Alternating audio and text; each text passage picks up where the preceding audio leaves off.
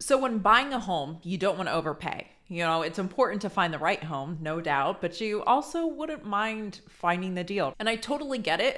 That's how I am too. I mean, that's actually how I kind of ended up in real estate. Another story for another day. But there is one really common trap that I see people fall into, and it's usually people that are financially very savvy. I'm Courtney Strelzik. I'm a local real estate agent here in the Phoenix East Valley. And today we're going to talk about, first off, how to avoid this very common trap that people fall into. And secondly, talk about different strategies, two specific different strategies you should really use in order to find the best deal in today's market. So let's talk about this trap that people all often fall into. So I actually had these clients, Michael and Krista, and we set up a time for our consultation, get a plan in place. And they were like, hey, Courtney, we work really, really long hours.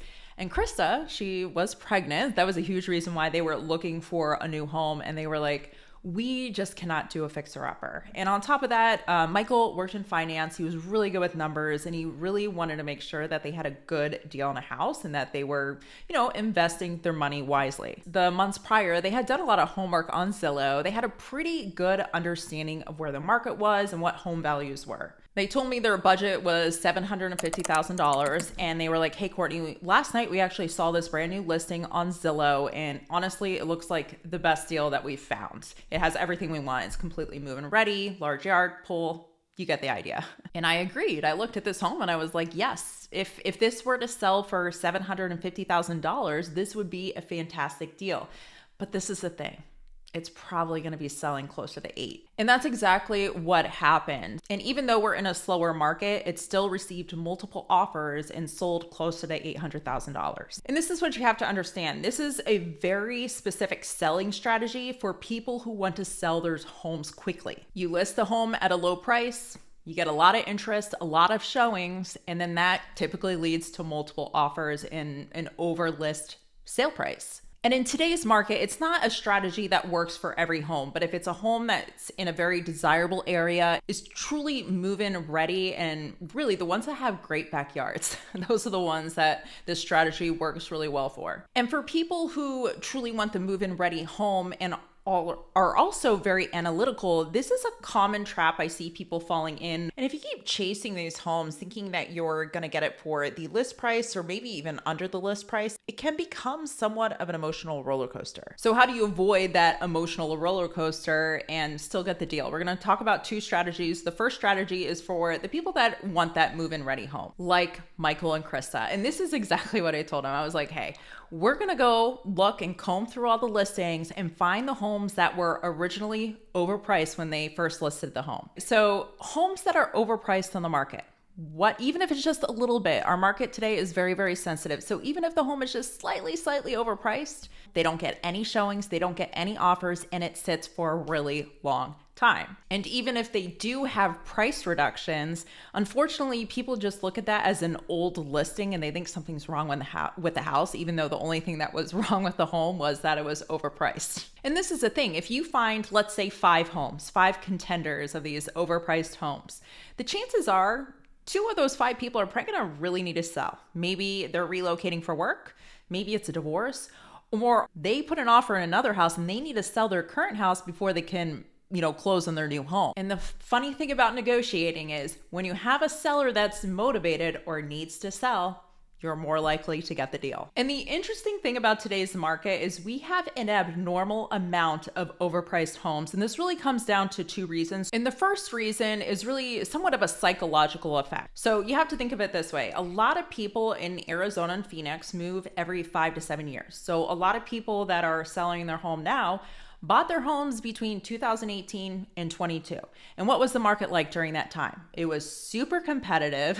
There was very low inventory. So people could kind of push the limits on pricing and still get a sale. They could still find a buyer for their house. So flash forward to today, there's kind of this odd psychological effect. So a lot of these people bought in a very competitive market, and the systems and the strategies that worked at that time, that's what they're accustomed to. And they're kind of assuming that's what's going to work today. And this is actually something a lot of economists, Mikey Taylor is a good one that's talked about this a lot, not just in Phoenix, but really across the country. Now, the second reason why we're seeing a lot of overpriced homes is when you look at the volume of sales, the volume of transactions that happen every year, we're at a really, really low number compared to prior years. So why does that matter? So it basically means that business has been pretty slow for a lot of real estate agents, particularly for agents that, maybe do this as more of a side hustle or work part-time. And I hate to say this because it really isn't all real estate agents, but there are some agents that will just take the listing. They'll agree to a really high price